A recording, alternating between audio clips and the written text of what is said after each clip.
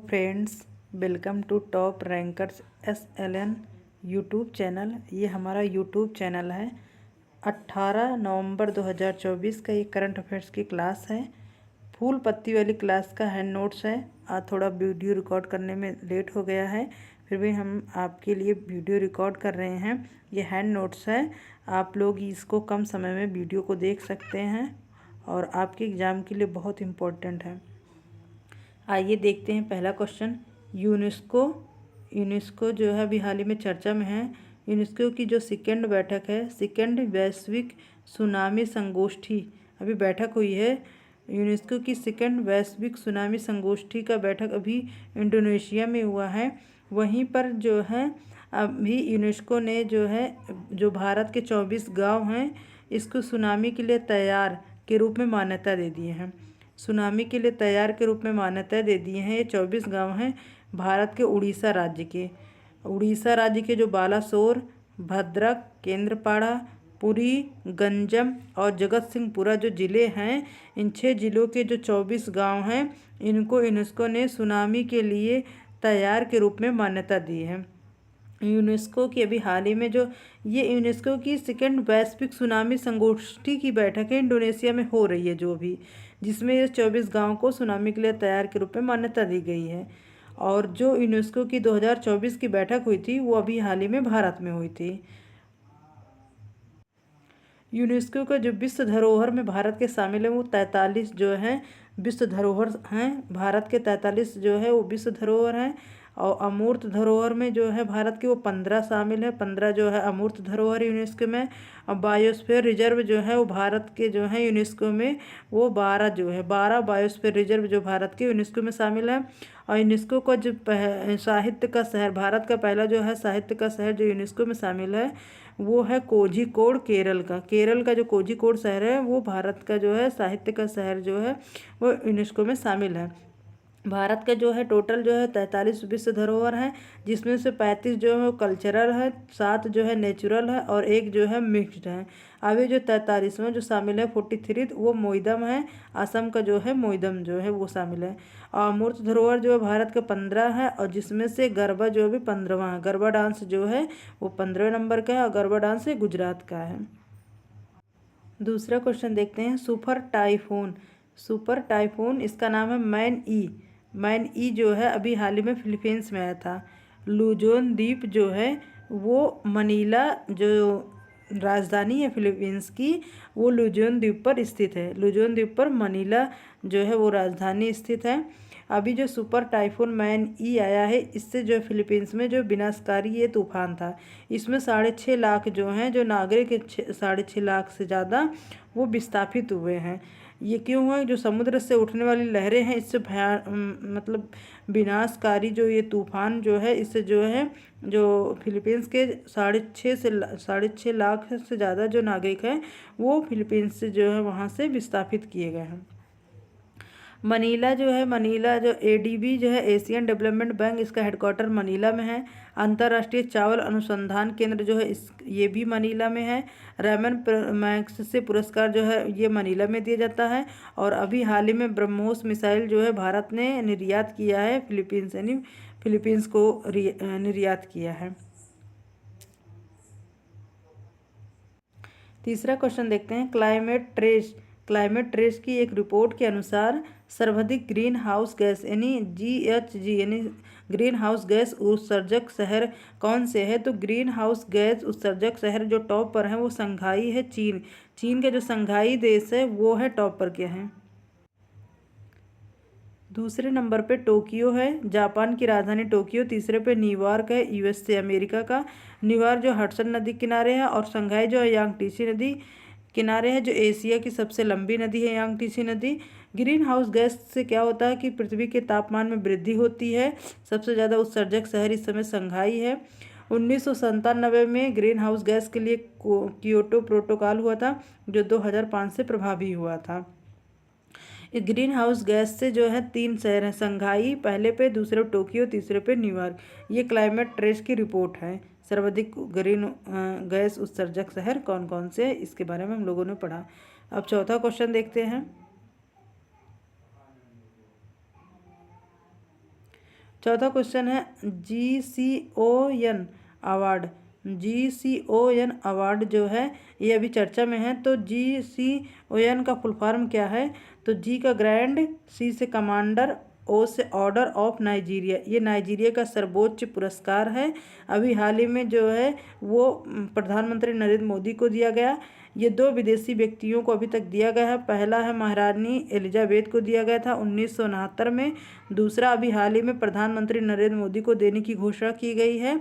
ये सर्वोच्च पुरस्कार नाइजीरिया का है। नाइजीरिया जो है अफ्रीका महाद्वीप का जो है एक देश है। नाइजीरिया अफ्रीका महाद्वीप का एक देश है जो जनसंख्या की दृष्टि से सबसे बड़ा देश है। अफ्रीका का जनसंख्या की दृष्टि से सबसे बड़ा देश नाइजीरिया है। और 1969 में ये दिया गया था महारानी एलिजाबेथ को, और प्रधानमंत्री नरेंद्र मोदी को इस बार घोषणा की गई है। नाइजीरिया की राजधानी अबूजा है। जो नाइजीरिया है वो ताड़ का तेल यानी पाम ऑयल के लिए प्रसिद्ध है पूरे विश्व में। और अभी हाल ही में डोमिनिका जो देश है वो भी सर्वोच्च पुरस्कार, अपने देश का सर्वोच्च पुरस्कार प्रधानमंत्री नरेंद्र मोदी को देने की घोषणा की है। और जो नाइजीरिया है अभी यहाँ जो है बोको हराम आतंकवादी संगठन है, ये भी जो है नाइजीरिया में, बोको हराम आतंकवादी संगठन कहाँ है? नाइजीरिया में है। 5वां क्वेश्चन देखते हैं। नेपाल ने भारत के माध्यम से, जो नेपाल है वो भारत के माध्यम से बांग्लादेश को पहली बार बिजली का निर्यात किया है। नेपाल जो है वो भारत के माध्यम से बांग्लादेश को पहली बार बिजली का निर्यात किया है। कितने वाट? मेगावाट। तो 40 मेगावाट। ये नेपाल से यानी धाल केबर से, जो नेपाल से ये आएगी मुजफ्फरपुर यानी बिहार, और उसके बाद ये निर्यात होगा बांग्लादेश को। बांग्लादेश की राजधानी क्या है? काठमांडू है।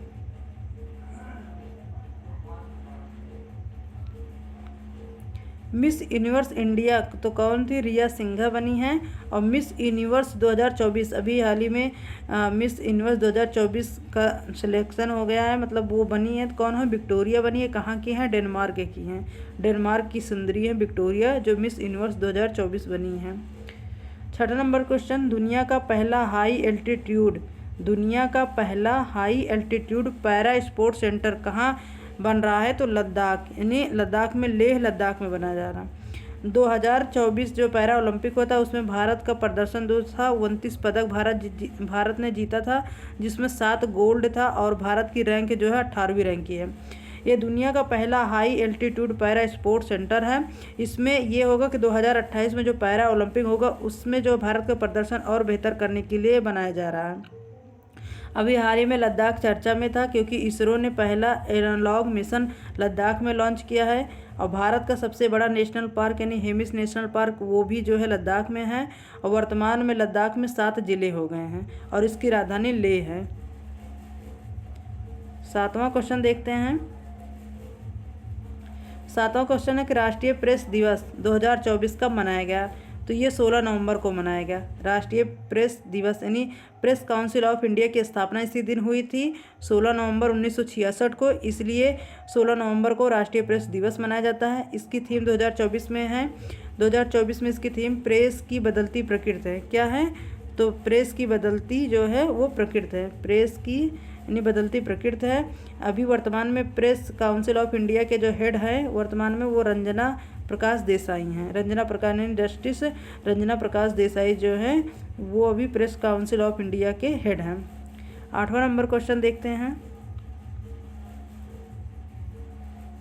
8वां क्वेश्चन है कि लीड्स इंटरनेशनल फिल्म फेस्टिवल, अभी हाल ही में लीड्स इंटरनेशनल फिल्म फेस्टिवल हुआ। कहाँ हुआ? यूके यूनाइटेड किंगडम यानी लंदन में हुआ। कौन से नंबर पर? 38 क्रम के था। इसमें बेस्ट फिल्म का अवार्ड दिया गया द फेबल को। द फेबल जो है पहली भारतीय फिल्म है द फेबल जो है पहली भारतीय फिल्म है जिसको लीड्स इंटरनेशनल फिल्म फेस्टिवल में बेस्ट फिल्म दिया गया। ये किनकी फिल्म है? तो मनोज बाजपेयी की है। मनोज बाजपेयी ने इसमें एक्टिंग की है। डायरेक्टर निर्देशक कौन है? तो राम रेड्डी हैं। ये मतलब इसकी जो किस पर ये आधारित है फिल्म, तो हिमालयन पृष्ठभूमि पर आधारित ये फिल्म बनी है द फेबल। इसको भी लीड्स इंटरनेशनल फिल्म फेस्टिवल में बेस्ट फिल्म का अवार्ड दिया गया है। 9वां नंबर क्वेश्चन देखते हैं। जौल जीबी मेला 2024, जौल जीबी मेला 2024 ये उत्तराखंड में लगा हुआ है, पिथौरागढ़ में है। पिथौरागढ़ जो है, तो ये जो है पिथौरागढ़ भारत और नेपाल की सीमा पर है। और भारत और नेपाल की सीमा जो है गौरी और काली जो होती है नदी होती है, वो उनके संगम पर ये जो है जौल जीबी मेला आयोजित किया गया है। और काला पानी और लिपुलेख जो है ये भी भारत और नेपाल की सीमा पर हैं। और ये क्यों मनाया जा रहा है? क्योंकि जो भारत और नेपाल के बेहतर संबंध के लिए ये मेला जो है मनाया जा रहा है। भारत और नेपाल के बीच जो है संबंध और बेहतर हो, इसके लिए जौल जीबी मेला 2024 मनाया जा रहा है उत्तराखंड यानी पिथौरागढ़ में। बोईता बंदना महोत्सव ये कहाँ मनाया गया? पश्चिम बंगाल में यानी वेस्ट बंगाल में मनाया गया। देव दीपावली कहाँ आयोजित की गई थी? तो वाराणसी में मनाई जाती है। 10th नंबर क्वेश्चन है why Bharat matters. Why Bharat matters ये पुस्तक है, ये क्यों चर्चा में है? क्योंकि इसके लेखक जो है विदेश मंत्री एस जयशंकर हैं। और अभी ये पुस्तक लॉन्च की गई है, यूएई में लॉन्च की गई है, यूएई यानी अबू धाबी में लॉन्च की गई है। आप लोगों ने फूल पत्ती वाली क्लास का जो है उसका हैंड नोट्स का जो है आप लोग ने शॉर्ट्स में पूरे क्वेश्चन पढ़ लिए हैं। आप लोग डेली जो है बने रहिए हमारे चैनल को टॉप रैंकर्स SLN को सब्सक्राइब कर लीजिए, लाइक कीजिए, शेयर कीजिए और अपने सुझाव जो कमेंट बॉक्स में जो है लिख कर भेजिए।